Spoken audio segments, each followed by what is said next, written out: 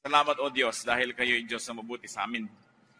Nagpapasalamat kami, Panginoon, sa aming tinatamasang lakas ng katawan, kalusugan.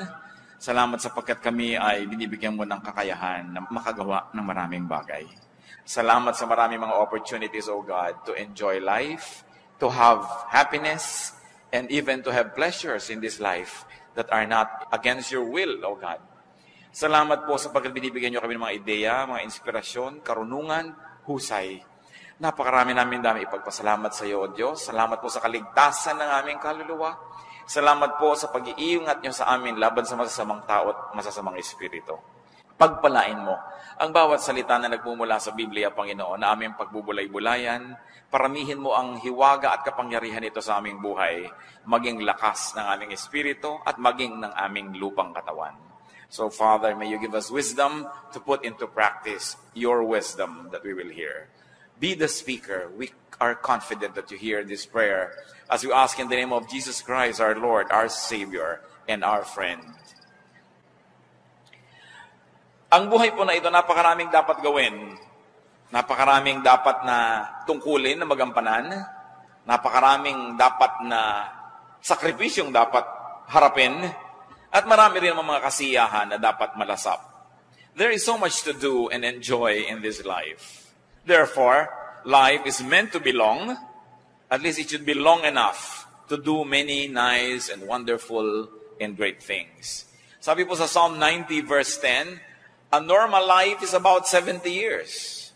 70 years. At kung tayo do'y pinagpapala ng Diyos, ay nadadagdagan pa yan ng higit sa 70 years. Kaya sayang naman kung higit na maiksi ang magiging buhay ng isang tao dahil sa kanyang kapabayaan o dahil sa kanyang pagkakamali. At yan po ang nais ating pagbulay-bulayan ngayon. To maximize the beauty of life is to lengthen your life. Pahabain ang buhay na ating tinatamasa.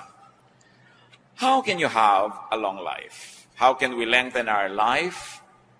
The first and the most important thing to do is to love God. Mahalin ang Diyos. Anong kinalaman nun?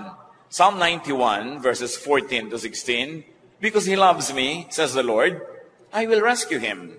I will protect Him, for He acknowledges my name. He will call upon me, and I will answer Him. I will be with Him in trouble. I will deliver Him and honor Him. With long life will I satisfy Him and show Him my salvation. So yan daw ang gustong gawin ng Panginoong Diyos sa isang taong nalulugod sa Kanya, nagmamahal sa Kanya at kinalulugdan niya, ililigtas niya mula sa mga panganib at pahahabain niya ang buhay. Love God. Who you love can lengthen or shorten your life. Napakahalaga yan na ating namnamin. Kung sino ang minamahal natin ay pwede magpahaba o magpaiksi ng buhay natin. And when we add, whatever you love can lengthen or shorten your life. Ano bang ating hilig sa buhay? Ano bang gusto natin mga libangan, hobbies? Ano bang ating uri ng pamumuhay, ng lifestyle? Yan yung nakakapagpahaba at nakakapagpaiksi. Bagamat, ang itinakda ng Panginoon ay isang buhay na mapayapa, mahaba at mabunga para sa lahat, pero tayong tao ay binigyan niya ng free will. Kaya meron tayong participation kung umiiksi o humahaba ang ating buhay. Kaya dapat may ginagawa tayong tama. At una dyan, love God. Then obey God's teachings and commands. Isang napakalakas magpahaba ng buhay, yung masunurin.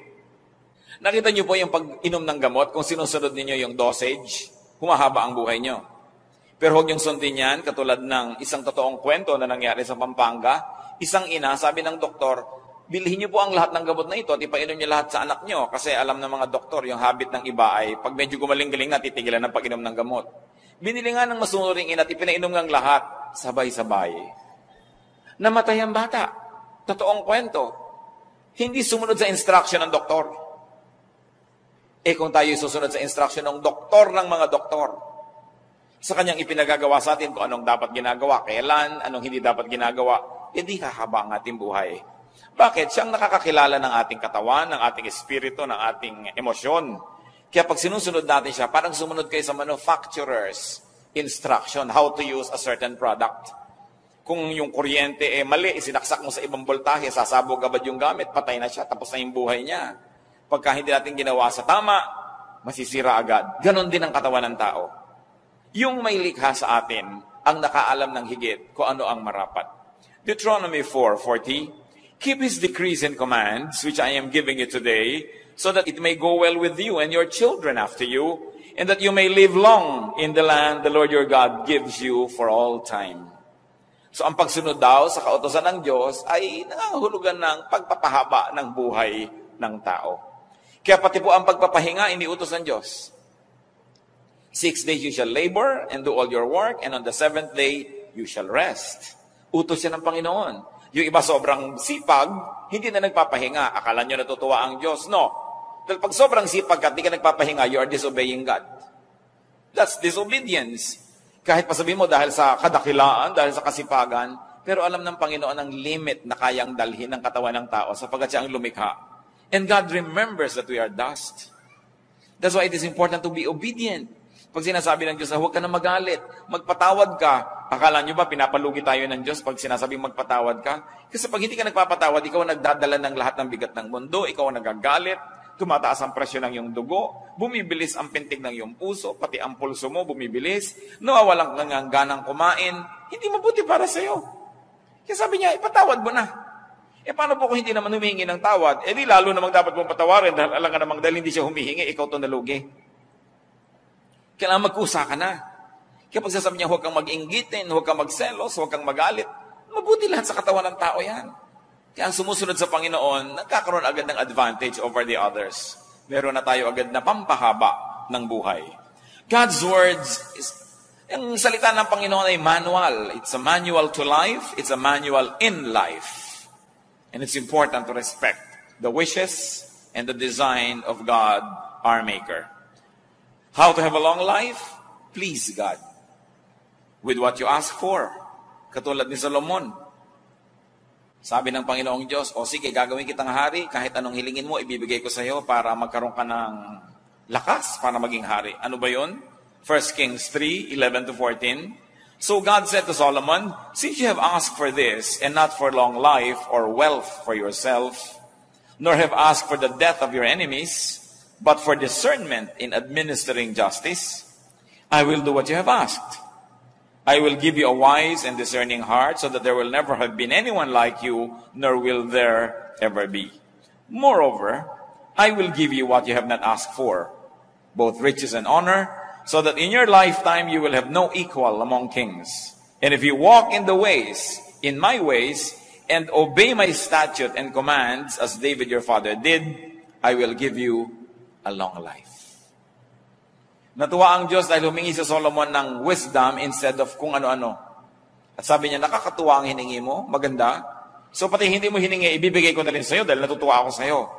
At kung magiging masunurin ka sa aking mga utos, dadagdagan ko pa ang yan, lahat ng yan, ng mahabang buhay. Huwag po tayong magmadaling mamatay, yung mag to die is gain.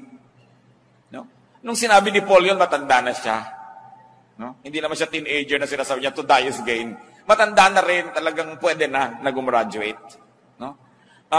Nagawa na niya ang mga dapat niyang gawin. At saka siguro dahil sa sidhi ng pag-ibig niya sa Diyos, talagang hindi na bali sa kanyang mamatay.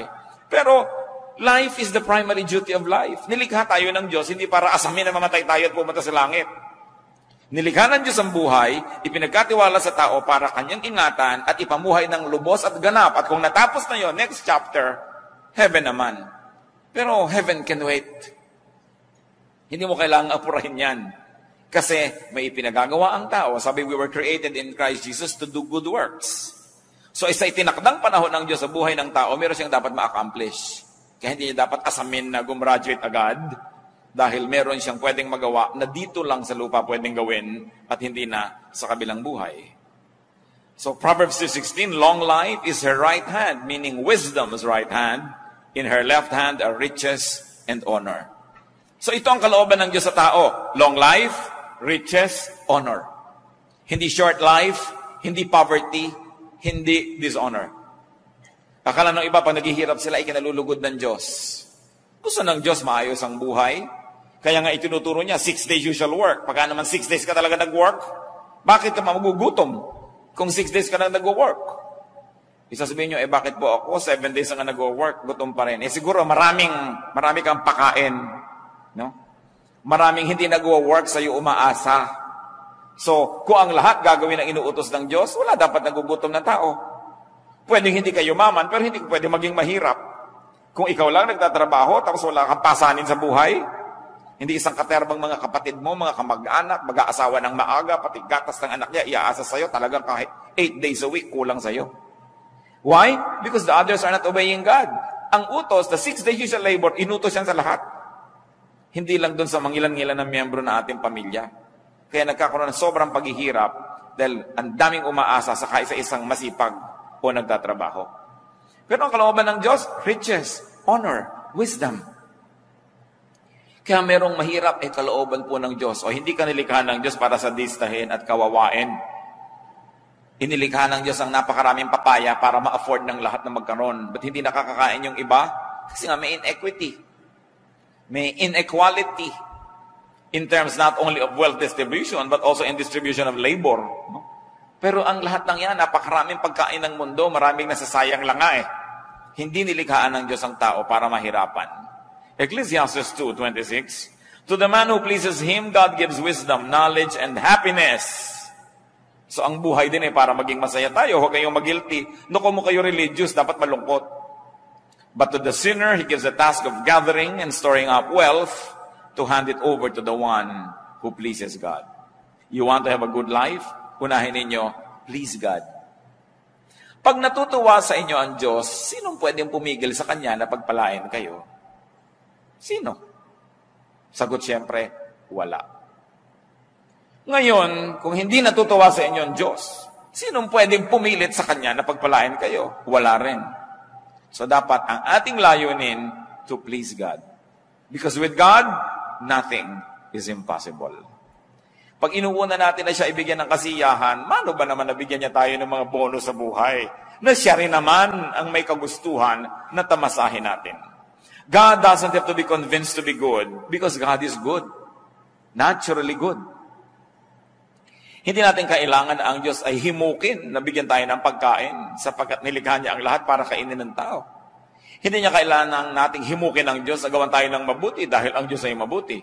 So pag hindi yun ang nangyayari sa ating buhay, may mali.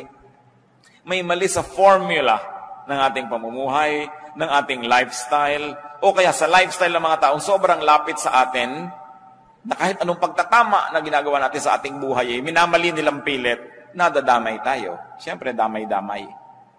Kaya napakahalagang itinutuwid, hindi lang ang ating sarili, maging ang ating lipunan, maging ang ating environment. How else does one have a long life? Honor and obey your parents. Lalong-lalo na sa mga young people. Exodus 20 verse 12, honor your father and your mother, so that you may live long in the land the Lord your God is giving you. This commandment about honoring one's father and mother is very interesting and very unique because among all the commands given in Exodus chapter 20, this is the only one that goes with a promise. Yung iba command lang, you shall not kill, you shall not commit adultery, you shall not do this, you shall not do that. Pero ito, honor your father and your mother, and when you obey it, the Lord will reward you with a long life. Mga kabataan, lalo na yung mga wala pang asawa, kung pipili kayo ng mapapangasawa, isa ang unahin ninyong tingnan. Ha? Kung mabuti siyang anak. Yun.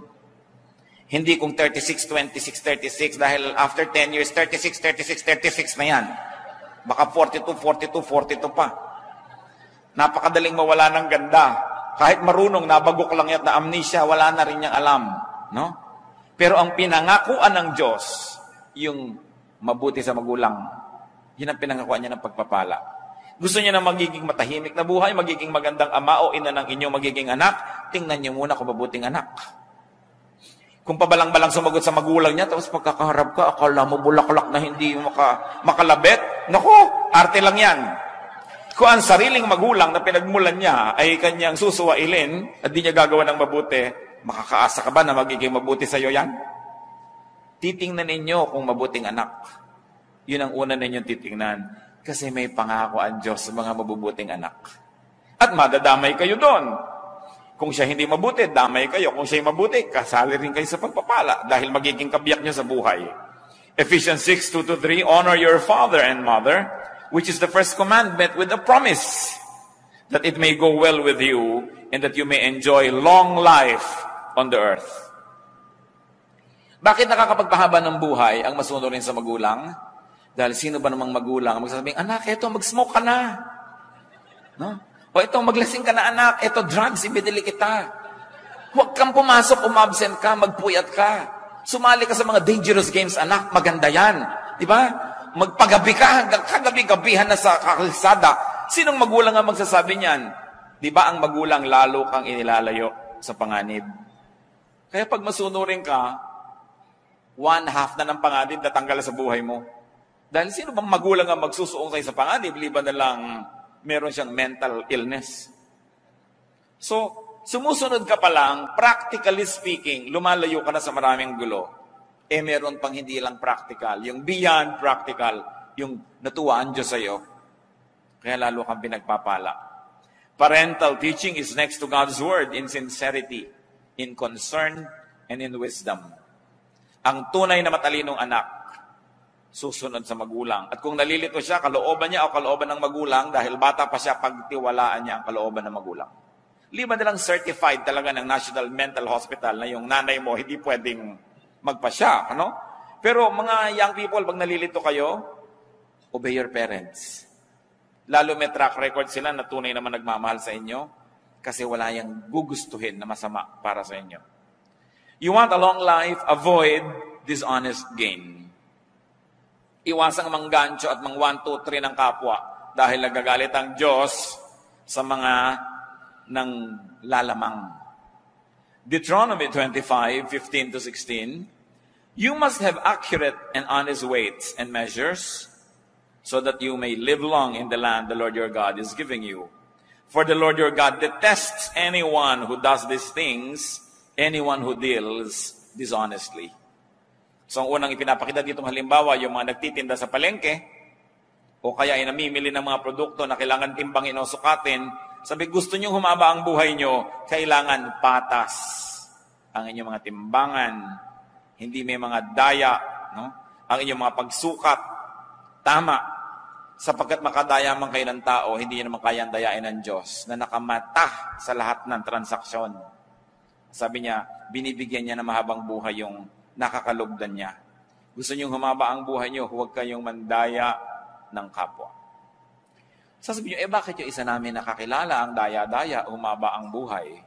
Pwede yon, pero ano naman yung quality of life? Kuminsan, ang dami mong dinaya at lahat ng inipon mo, gagamitin mo lang sa isang pagpapagamot na isang grabing sakit na ubos din, marami pang galit sa'yo. At bakit umiiksi ang buhay ng mga mandaraya? Paano kung nalaman ng taong dinaya mo siya at binalikan ka, tinagakabigla? Umiksi talaga ang buhay mo. Dahil humahanap ka ng gulo pag nandadaya ka. Alam niyo kung ang lahat lang ng tao susundin ang salita ng Diyos, tahimik ang mundo. No? Peace on earth. Hindi mo kailangan ng Miss Universe para magka-peace on earth. Susunod ka lang talaga sa Diyos. Proverbs 28:16, he who hates ill-gotten gain will enjoy a long life. Yan daw mga namumuhi sa mga tinutubo sa pandaraya, magkakaroon ng mahabang buhay. Honesty pleases God. Honesty keeps you away from troubles with men, therefore you will have a long life. And you want long life, be fruitful. Produced honest gain. Alam niyo kung sino lang yung gustong mamatay na? Yung walang magastos. No? So kung ikaw productive, pag may sakit ka, may pambili ka ng gamot, may pampadoktor ka, naiinip ka, may panglibang ka sa buhay, may gusto kang tulungan, natutulungan mo, ayaw mo pang mamatay. Nakita niyo yung mga pharaoh, yung mga emperor, yung lahat mga hari at mga reyna, kutakot-takot mga elaborate na ritual pag sila namatay kasi gusto nilang ituloy pa yung buhay nila next life kasi enjoy sila eh. Pero yung mga slave, naku, gusto na nang mamatay agad dahil yun na lang ang pag-asa nila makataka sa hirap. So pag tayo po, mabunga sa buhay, dahil marami kang tinatangkilik, marami kang na-enjoy, you naturally want to extend life. That's why to be fruitful, you will naturally position yourself to love life. Sa Matthew 25:21, paano ginantimpalaan yung mabuting manggagawa? His master replied, "Well done, good and faithful servant. You have been faithful with a few things. I will put you in charge of many things. Come and share your master's happiness." Ang pinag-uusapan na natin dito, mga kapatid, happiness, hindi na number of years in one's life. Because long life doesn't always mean length. Long life doesn't always mean number of years, but it can mean quality of life. It is not years in your life, but life in your years that make it long.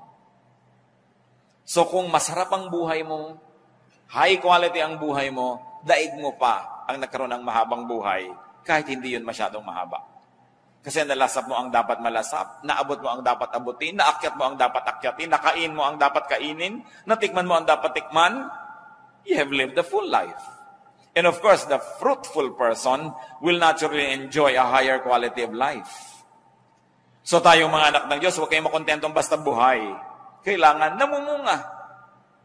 Hitik na hitik, mabulaklak, mabango, humahalimuyak, maganda, makulay. Dahil sabi ng Panginoong Jesus sa John 10:10, I came that they may have life and have it abundantly. Have it to the full.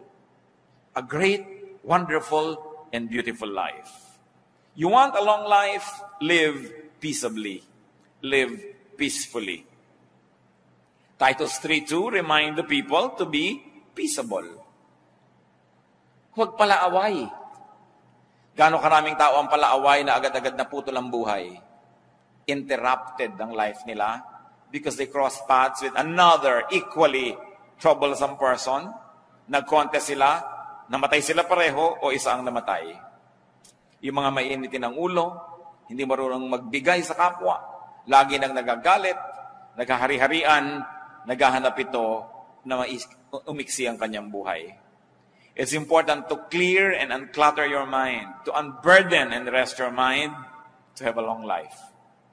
Kaya ang utos sa Philippians 4:6-7, do not be anxious about anything. And the peace of God, which transcends all understanding, will guard your hearts and your minds in Christ Jesus. Huwag daw tayo maging warrior. Because when you always worry, you don't change the situation, but you make yourself miserable. Pag lagi pong nag-aalala ang tao, lagi nag-iisip, laging namamroblema, hindi naman niya talaga nalulutas yung tunay na problema, nadadagdagan pa dahil siya nasisira ang kalusugan. So sabi, ipanalangin mo. With prayers and supplications, bring your request to God. That's what the Bible says. And then, leave it up to God and live as quietly and as peacefully as you can. Walang kwenta yung natutulog ka pero ang babaw ng tulog mo dahil baka merong sumakal sa'yo o nagagalit ka, baka may pumatay sa'yo. Walang kwenta yung naglalakad ka sa neighborhood nyo, iniisip mo baka biglang may sumaksak sa'yo dyan dahil marami kang kaaway. O kaya iniisip mo baka merong gumawa ng masama sa'yo dahil marami kang atraso sa iyong kapwa. So maganda na yung payapa, tahimik ang buhay. At lagi kong inuulit-ulit, kung talagang mahilig kayo makipag-away, humanap kayo ng kalaban sa Kenya o sa Madagascar o kaya sa Lake Titicaca. Pero yung kaaway nyo, yung kapitbahay nyo, napakalaking kamalian niya dahil ang lapit-lapit, pwede kayo laging saktan, guluhin. Hindi kayo ang kawawa. Lalong-lalo yung nakikipag-away sa kasambahay, hindi humahanap kayo ng napakalapit na problema kasi kasambahay nyo, nakakasalubong nyo sa pinto. Tapos pag naunahan ka sa banyo, ang tagal-tagal niya sa loob dahil sinasadista ka, hirap na hirap ka, iiksi talaga ang iyong buhay. Huwag na kayo maging banal, maging matalino na lang kayo, huwag kayong makikipag-away sa kasambahay. Lalo yung mag-asawa, magkaaway kayo, tapos iisa ang hihigan yung kwarto, isang kama, napakahirap gawin yun sa buhay. Ang nakakapagtaka, ba't ang daming tao ang kaaway yung kasambahay, yung kapitbahay, yung malapit? And you are within their reach. And they can give you trouble. And you can make their life miserable, and they can make yours miserable as well. So be good, be godly, don't quarrel. But if you cannot be godly, at least be wise. You don't want trouble to come from very near, because you are very, very vulnerable. Live peaceably. ang walang atraso, tahimik ang buhay. Lengthen your life, live healthfully. At usong-uso na niya ngayon. Ang dami-daming spa, lahat gustong magpa-foot detox. Ang lahat ay umiinom ng mga herbs at kung ano-ano. Kasi gusto ng taong lumusog. Nag-gym, nag-exercise, kung ano pinagagagawa sa buhay. Dahil gusto ng tao ngayon, alam nyo, habaan ng buhay. Dahil kahit pa nga tayo reklamo ng reklamo, ang totoo ay masarap ang buhay. Kung hindi ba naman masarap yan, ba't gusto mong panghabaan? No? So hindi dapat reklamo ng reklamo ang tao and live healthfully. Take care of your body. Your body is the temple of the Holy Spirit. And if that doesn't appeal to you, at least think that your body is the only temple of your own spirit. Kapag yung temple mo, sira-sira, giba-giba, ano mangyayari sa sarili mong spirituality? Your body is the only physical seat of your life. Nakita nyo, pag bumigay na ang katawan, tapos na ang lahat. Tapos na ang mga pangarap, tapos na ang mga inaasahan, tapos na ang excitement. Pagka ang tiyan ayaw na mag-digest o ayaw tumanggap ng pagkain, wala nang appeal ang lahat ng pagkain. No? Wala nang kahulugan ng anumang bagay. Anong kahulugan ng mga kulay? Anong kahulugan ng magagandang hugis sa isang nabulag? Anong kahulugan ng lahat ng tunog sa isang bingi? So anong kahulugan ng ganda ng mga tanawin kung napakasakit ng nararamdaman mo sa loob ng iyong mga buto? Baliwala. Kaya ang tao pinapahalagahan niya ang kanyang katawan kasi doon lang siya pwedeng makikonekta with the physical world.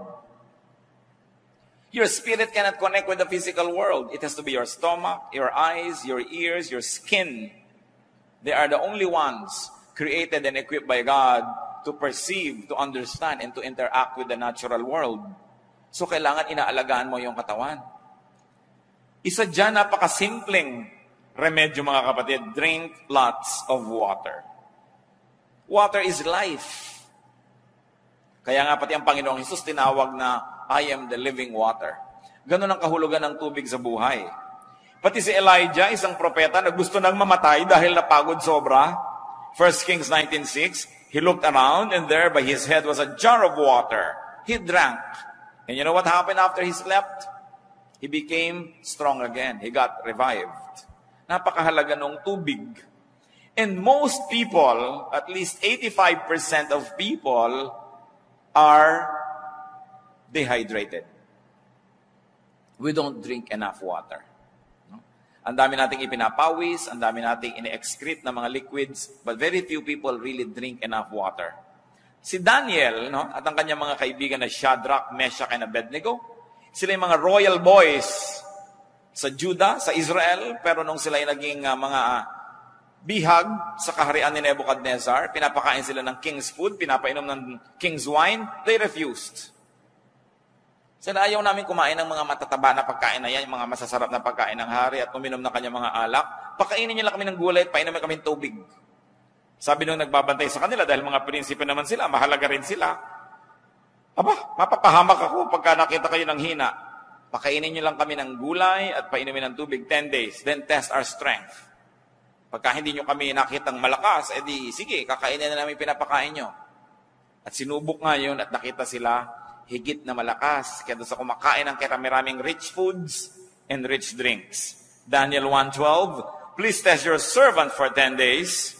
Give us nothing but vegetables to eat and water to drink. At hindi sila nalugi. Napakahalaga na umiinom ang tao ng tama. Many drinks are time-released poison. Sa mga hapagkainan, nakikita mo kung minsan kung ano pinapainom ng host, hindi mabuti sa tao. Although masarap sa bibig, masarap ang lasa. Masarap hanggang dito lang sa dila. Paglampas sa lalamunan, laso na. Kaya kailangan sinusuri ng tao at inuuri kung ano ang kanyang pinag-iinom sa buhay. Yung mga tubig na kinulayan ng mga madidilim na kulay, nilagyan ng isang katerbang asukal, ang mahal-mahal pa. Nakakabuti ba yan sa tao? Eat lots of clean vegetables, but drinks lots of water. So eat lots of vegetables and green leaves. Ganyan ang nakita nating halimbawa sa Biblia eh.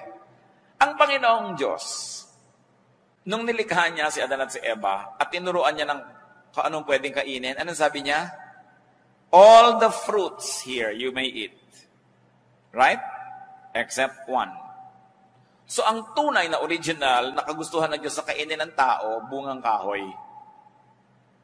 Hindi sinabing, yung ahas, kainin ninyo, yung ibon, kainin ninyo. Hindi, Later lang nangyari yon. Pero yung unang-unang sinabi ng Diyos, ito, you are free to eat any of the fruits. Ibig sabihin, it comes from the plant kingdom, yung food ng tao, not from the animal kingdom. Noon lamang ang tao ay bumagsak na nagkasala, yun yung naisipang unang kainin, no? Yung mga kung ano-ano. Daniel 1:15-16, at the end of 10 days, they looked healthier and better nourished than any of the young men who ate the royal food. So the guard took away their choice food and the wine they were to drink and gave them vegetables instead. Ang sarap-sarap sigurong maging mahilig ka sa gulay. No? I was talking to one Chinese health practitioner. Sabi niya, you want a healthy life? Sabi niya ganon. 1:4. 1 portion meat to every 3 parts vegetable. No? Sabi ganon. At most. Sabi niya ganon. Dapat 1 portion. 25% lang. Hindi yung puro karne, tapos wala kang kagulay-gulay na kinakain. Diba? Pumunta na siya, tapos kinain mo pa lahat, ang bituka, ang dugo, ang lungs, ng hayop. Kinain mo na lahat, wala kang nang pinalampas. No? So, ano nangyari? Kaya ipinagbabawal sa Biblia rin yung pagkain ng dugo. Di ba pag gusto nyo malaman kung may sakit kayo, anong gagawin sa inyo? Blood test. Kasi nasa dugo yung sakit. Tapos kayo kakainin mo. No? Hindi naman natin sasabihin, huwag mong gawin yan. We have liberty to make a choice. Pero isip-isipin mo naman ang pinagagagawa natin sa buhay. Ezekiel 47:12, fruit trees of all kinds will grow on both banks of the river. Their leaves will not wither, nor will their fruit fail. Their fruit will serve for food, and their leaves for healing. Nakita niyo yung itinasabi na mangyayari na bagong buhay, bagong mundo, bagong paraiso ng tao. Sabi ko na, ang kakainin muli, prutas. Paano ka nagkakaibiganin ng cobra kung gusto mo siyang iihaw? No? Paano ka naman magiging kaibigan ng mga hayop kung gusto mo siyang gawing pork chop? No? So, hindi magiging tahimik ang buhay mo. So, sabi niya, leaves for healing. So, nasa dahon ang mga pagpapagaling sa tao. You want to be literal? Think herbal. No? Na talagang nasa mga dahon, napakasarap na kinakain mo yung mga green leafy vegetables. Grade 2 pa tayo, tinuturo na yan na eat green leafy vegetables. No? Pero yung bang ginagawa natin sa buhay? And when you have to fast correctly. May tao po nag-fast, ginaya si Jesus 40 days, namatay. Sabi Diyos ko, bakit po ako namatay? Ba't mo ginagaya si Jesus? Jesus ka ba? Diba? Hindi ka naman pinag-fast ng 40 days. Di papako ka na rin, gayahin mo na siya ng lubos. No? So, sabi sa Matthew 6:16-18, when you fast, do not look somber as the hypocrites do. Put oil on your head and wash your face, so that it will not be obvious to men that you are fasting. In other words, there's a correct way to fast. And there's an incorrect way. So kung talagang convinced ka na magpa-fast, at least get medical advice. Kakayanin ba ng katawan mo yan? Makakabuti ba? Kasi up to a point, it's really good to fast because your body uses your stored energy. Sabi po nila, pag kumain ng tao sa gabi at natulog na siya, titigil ang buong metabolism, so lahat ng kinain niya magiging taba. No? Dahil hindi naman nagamit Kaya yung iba gusto nila talaga, no eating after 6. Kasi sabi nila, it takes 3 hours to fully digest food. So pagkakain mo, dapat 3 hours ka pang gising bago ka matulog. Pero kung matutulog ka na mamaya, kumain ka pa sa katerba, magiging taba lang yun. Hindi mo magagamit. Yung after 6. Yung iba naman, ang dieta nila, after 6 courses. Tsaka pa lang sila titigil. Kaya talagang hindi natabla-tabla ng anumang dieta. But correct timing, correct bodily condition, motive and technique will also be good if one fasted. Pero dapat tama pati yung motivation. Hindi lang para ipagyabang mo nag-fast ka o dahil lahat may magpa-fast, sasali ka. Dapat may personal conviction. Hindi lang nakikiuso. Take your medication. Yung iba kung naging Christian, ayaw nang uminom ng gamot. Hindi, pagagalingin ako ng Diyos. Well, pwede kang pagalingin sa himala. Hindi naman talaga imposible yon. Pero pwede ka lalong pagalingin kung uminom ka ng gamot mo. Lalo't tama yung gamot mo at tama naman yung prescription. Si Timothy nga anong payo ni Paul? Dahil hindi matagal-tagal ang kanyang sakit ng tiyan, 1 Timothy 5:23, stop drinking only water and use a little wine because of your stomach and your frequent illnesses. So nagpayo si Paul na huwag lang tubig ang inumin, uminom daw ng wine. Alam niyo naman ang wine kasi cleaner than water in many parts of the world, especially during the ancient times. So sabi niya, huwag ka nalang inom ng mga tubig, may mga butete, mga tubig na may mga nakatirang palaka, etc., etc. Then kaya hindi ka na gumaling-galing. Uminom ka na lang ng wine at tanggalin mo yung arte mo na Christian kahit hindi ka umiinom niya. Dahil inang makakabuti sa iyo sa kayong kalagayan ngayon. No? So, yung mga tao rin, pinaresetahan tayo ng gamot. Kung sa palagay nyo makakabuti sa inyo at ang nagreseta sa inyo ay kapanipaniwala, bakit hindi? Bakit yung papaghihimalain ng Diyos samantalang pag ininom niya yung gamot, gagaling na kayo? Di mas madali, di ba? So, do what is easier. Use plants for medication, by the way. Isaiah 38:21, Isaiah had said, prepare a poultice of figs and apply it to the boil and he will recover. So sabi ko noon, pag samasamahin ninyo yung mga dahon-dahon, mga halaman, at pagkatapos ay durug-durugin ninyo at itapal ninyo sa inyong mga may kikekwek para kayo gumaling. So huwag niyong nilalait-lait yung mga damo-damo, mga herbs, kasi maging yung si Isaiah, ayan, herbularyo. Huwag lang may mga bulong-bulong, no? Yung talagang mga leaves and roots. Kasi inilagay na ng Diyos sa halaman lahat ng kailangan nating nutrient, lahat ng kailangan nating gamot, lahat ng kailangan nating katawan. Kumisa nga, hindi mo na kailangan yung mga artificial western medicines, no? Kung alam mo lang ang herb na yung dapat gamitin. Pero anong ginagawa ng marami? Nilalait-lait nila yung traditional herbal science ng kanilang lahi. Then they abandon all of these natural healing elements at ang gusto nila puro Western medicine. Well, Western medicine works. But up to a point, because of the specialist orientation ng Western medicine, kung ginagamot ko ang iyong puso, tatambakan kita ng kung ano-anong gamot at wala akong pakialam kung nagka-problema ang kidney mo. Diba? Kasi puso mo ang pinapagaling ko. Kasi sa Western medicine, kapra-kapraso, bahagi. Hindi sila holistic. No? Hindi katulad ng Eastern medicine, even Philippine, Chinese, traditional Asian medicine. Buong katawan ng tao kasama sa piniisip. Hindi lang yung parte-parte.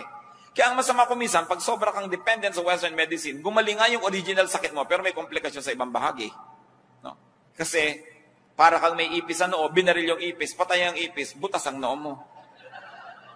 Maraming ganon din yung mga kuminsan nagkikimo, kuminsan ay nagra-radiation.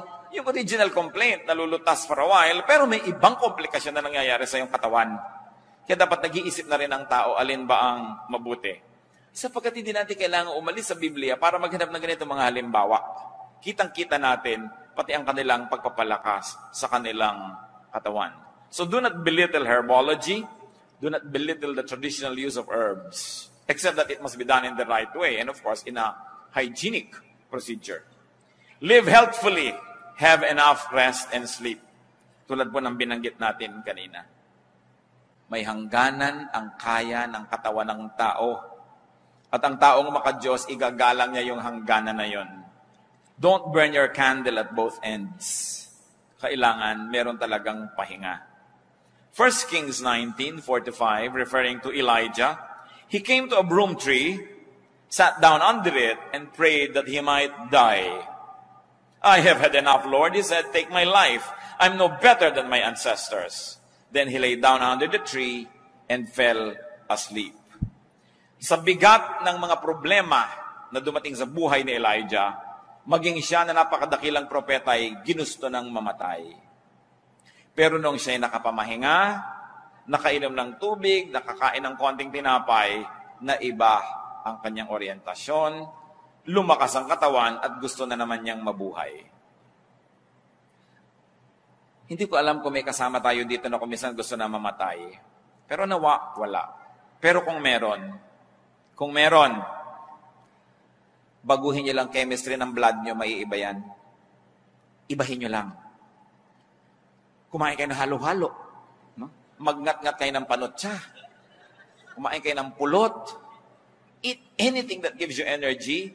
Baka sa ilang sandali lang, sabi mo kanina, Lord, gusto ko nang mamatay. Nung makakais mo, Lord, joke only. Kung kayo'y parang nagnanais mamatay, sobra kayong depressed, kumain kayo ng kung ano.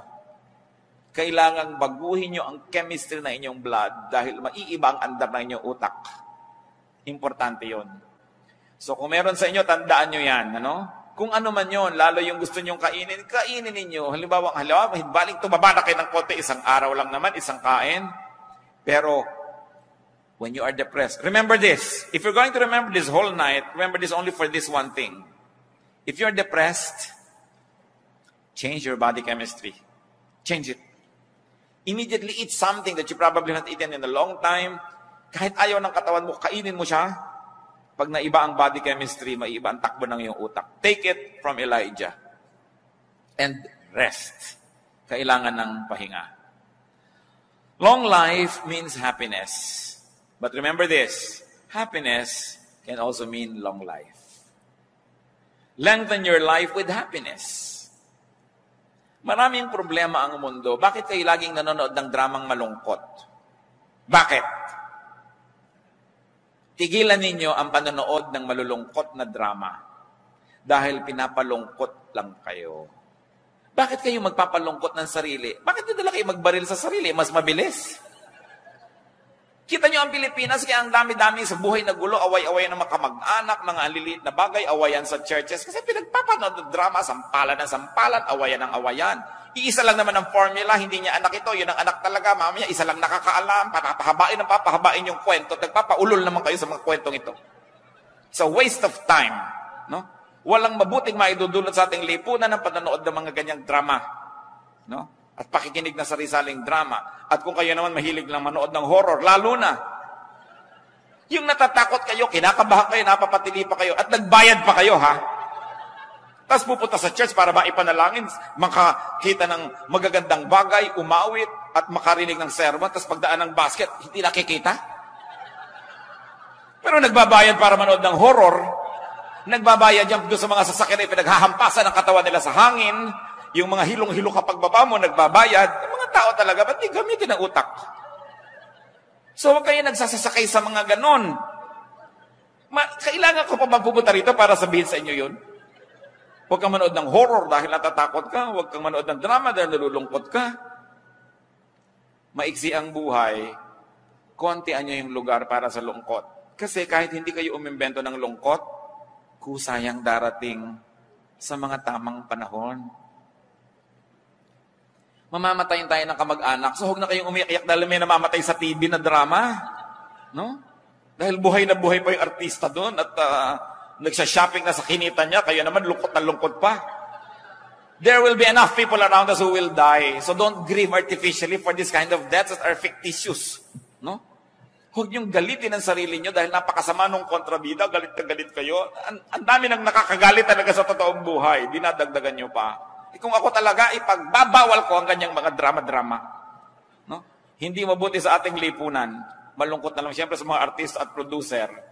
Umimbento kayo ng mas masaya. No? Yung mas maganda, yung nakaka-edify. Life is God's gift. You agree? So love life. Celebrate life. Live life to the fullest. Lengthen your life. And if I may end in this, brothers and sisters, help other people lengthen their own lives. Huwag niyong paiksiin ang buhay ng inyong kapwa dahil tinotorture niyo. Payagan niyo rin silang sumaya. Bigyan niyo rin sila ng lugar. Huwag niyo silang dominahin. Huwag niyong diktahan. Tigi-tigisa lang tayo ng buhay. Hindi ko mo kayo ang may pera, kayo ang may kapangyarihan. Didiktahan niyo ang inyong kapwa kasi siya man isa lang ang buhay niya. Live your life the best way you can and let others live theirs. Aming Diyos, salamat sa mga paalala nyo na ang buhay ay masaya, maganda, mabuti. And life is enough sorrows, enough troubles, enough problems that we should not invent sorrows and problems anymore.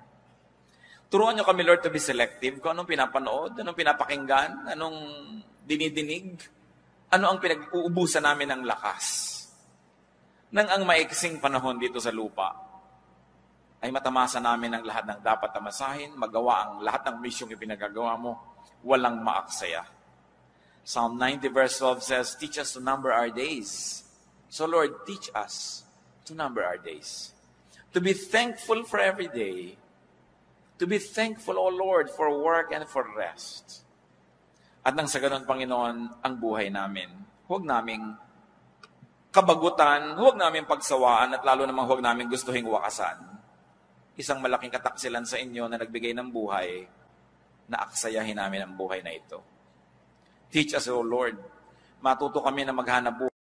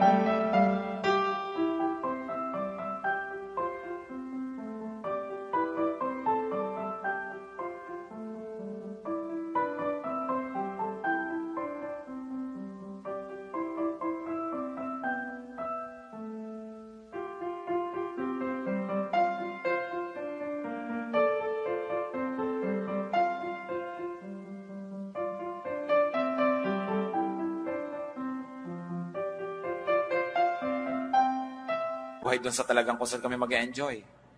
Turuan niyo po kami na ilagay ang sarili namin kung saan kami mamumunga ng pinakamarami at saan kami magiging kapaki-pakinabang. Magbulay-bulay tayo mga kapatid. Walang buhay na dapat masayang. Kung mayroong buhay na nasasayang, mag-isip ngayon din, ibahin ang pamamaraan. O kaya may mga bahagi ng buhay natin na alam natin na nasasayang, palitan ang pamamaraan ng pamumuhay. Sapagkat ang buhay na ito, bigay ng Panginoon. Napakaraming magaganda siyang iniwan along the way to be discovered by everybody who travels well and who travels correctly. Let us have time for reflection. Pasalamat tayo sa Diyos sa ating buhay. Ipagpasalamat yung mga kapatid ang mga magagandang bagay na tinatamasa niyo sa buhay. At ipasa Diyos natin yung mga bagay na hindi pa nangyayari pero gusto natin. Identify your own habits, your own style, that makes your own life miserable. Kailangan ng pagbabago ng isip, pagbabago ng style, so that we can have a full, meaningful, and abundant life. Life is a gift. Let's be alone with the Lord and listen to the prodding of the Holy Spirit.